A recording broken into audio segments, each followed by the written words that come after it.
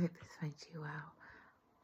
It's Danielle here, thanks for clicking on the video, and I hope you enjoy it. If you do, please like and comment down below, it really helps me out. And if you can afford and you're feeling generous, then please consider donating to the channel. It would really help me as well at the moment. So when I'm not working, taking care of my son, yeah, I could really use like any amount that you can spare. With that being said, yeah, if you like my videos and you wanna help me out, then that would be lovely. Okay, with that being said, let's talk about the subject of today's video. Excuse the extremely oily hair. I put some oil in my scalp. Let's talk about, and on my face as well, so I'm looking a bit shiny. Hopefully you don't mind too much. And yeah, let's talk about books. So the first book I wanted to talk about today is the book I just started listening to the audiobook of on Audible, which is Frankenstein. I started listening to it on YouTube a few weeks ago, maybe a few months ago. I couldn't get into it too much straight away. I liked it, I was like drawn in, but I found it a bit heavy at the time. But now I am listening to it on Audible, and it's free on Audible, and the narration is good, and I'm loving it. I'm on chapter 4, so there's like 3 or 4 letters that start the book off. They kind of like a kind of like a prelude to the book, and then like the chapters start. So I'm just reached chapter 4, and I'm loving this book so far. The bit that stood out most to me is a description of like in the chapters, I think it was in chapter 2, a description of the narrator's mother dying, and I found it extremely poignant. It made me like reflect a lot. It evoked emotions in me, and it was very well done. I think that's like one of the best things about reading literature, especially like certain classics, is that, you know, you get to see the world through the eyes of like a great artist, or like have things like reflected to you that you wouldn't necessarily like think about in such a deep way until you're actually experiencing yourself. So yeah, it's very well written. Obviously, I don't know too much about Mary Shelley, other than she was married to Shelley the poet, and she was a daughter of Mary Wollstonecraft, I believe. So yeah, I don't know too much about her, but she's obviously a really good writer, from what I can tell so far, and I'm loving this book, and I can't wait to listen to more of it tomorrow when I'm doing housework. So yeah, there's that. And I also wanted to talk about Catching Fire. I'm on about page 130 now, so that's like maybe about a quarter of the way through. I like it a lot. I love the Hunger Games, and so far this hasn't been a disappointment. It's a very compelling book to read. I've spoken a bit more at length on here about why I like the Hunger Games and why I'm enjoying Catching Fire. Since I made that video, I've read like a couple more chapters of Catching Fire, and it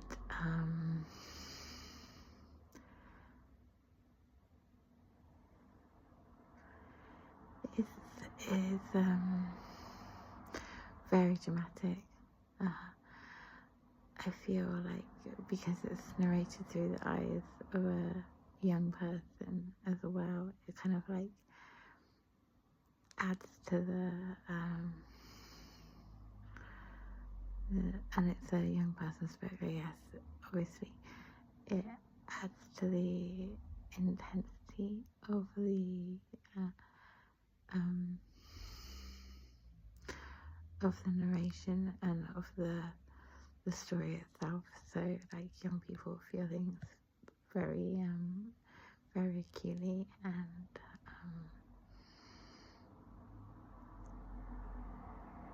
yeah, just the fact that what's her name, Katniss is kind of like a young narrative voice in the book that, well, she's the only narrative voice, but she kind of like what am I trying to say? Like, everything feels very full on for her. Like obviously she's going through a dramatic series of events, like extremely like traumatic and harrowing series of events in these novels. But I think the fact that she is young kind of like amps it up a bit. Because I guess as you get older, like things, even strong emotions, like, don't feel as overwhelming, because I guess you've just dealt with a lot more stuff, and you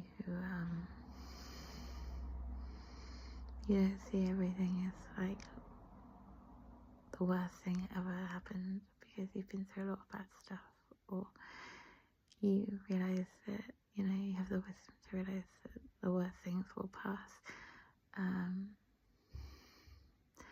Not necessarily like the most relevant thing to say in terms of this book, because, you know, she is in real like life or death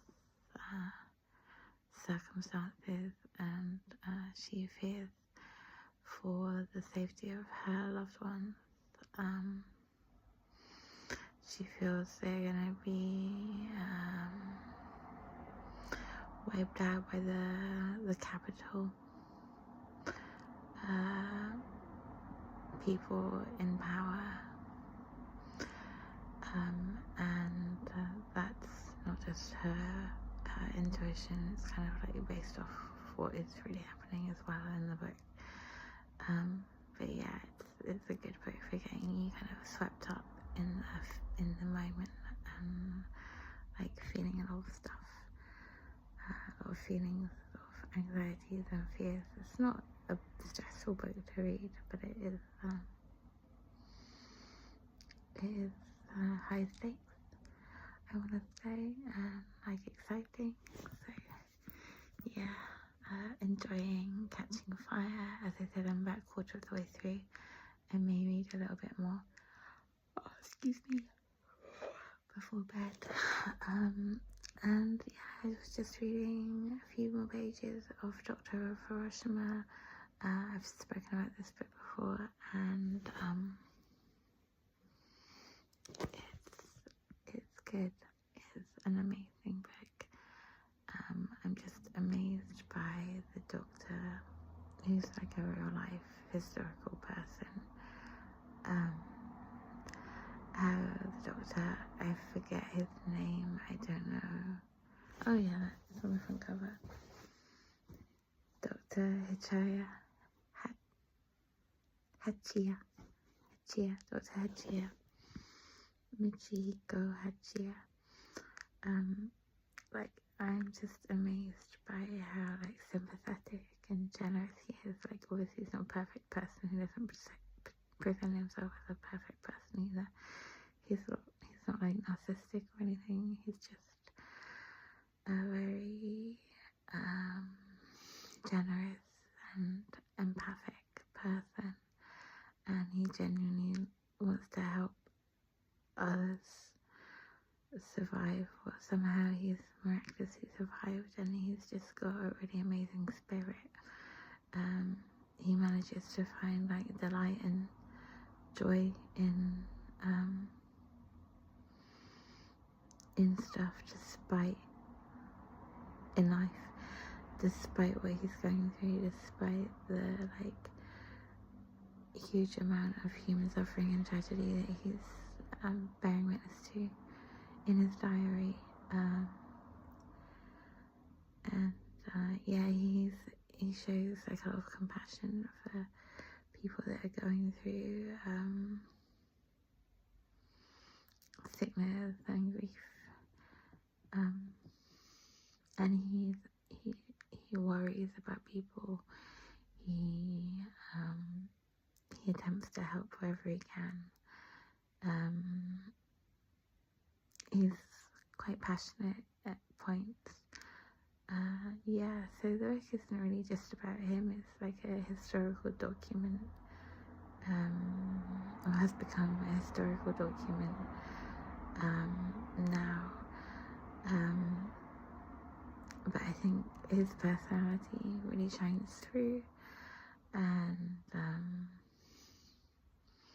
yeah, I think, as I said before, this book is a real testament to the human spirit, and how human beings have the potential to be really great in the face of huge adversity, and it's about the human spirit. It's a really good book. Okay, so with that being said, these are the books I'm reading at the moment, books and audiobooks. I'm going to pick another audiobook to listen to soon, maybe even now. I just don't know what to pick. I've got 2 credits on Audible. I'm thinking maybe The Book Thief might be a good one. I think it's a bit about the Holocaust, so yeah, I'm not sure if I want to read that. Not because I'm not interested in the Holocaust, I really am, but obviously it's heavy, so I might find out a little bit more about that before I download it, see kind of what the general, whether it's a sad or a happy book, I don't know, I don't know, that might sound really basic, but you know what I mean, whether it's a book that's uplifting in some way, or whether it's more along the lines of a tearjerker or something, I'm not sure. I don't really like books that make you cry as such. At the moment, I'm not really looking for that. So I am quite intrigued to read Never Let Me Go by Ishiguro. But yeah, I have purchased, I know I wasn't supposed to buy any books, but I have purchased tomorrow and the physical copy. So as soon as I finish Catching Fire, I might start that, or I might start passing by the last. Anyway, if you have a book that you think I might really enjoy, if you've watched my videos for a bit and you've got an idea of what type of books I'm into, then please recommend an audiobook for me, because I'd quite like to have 2 on the go, and 2 physical books as well. My time that I can read is quite limited, and also even when I do have time to read, sometimes it's not what I want to do. I've been in a bit of a reading slump, but I think listening to Mary Shelley's Frankenstein has really getting me out of the reading slump, and it's made me want to read more. So there we go. But yeah, with that being said, thanks for watching all this way. If you have made it all the way to the video, leave a sunglasses emoji, the guy with the sunglasses emoji, the face with the sunglasses, to show that you made it to the end of this video.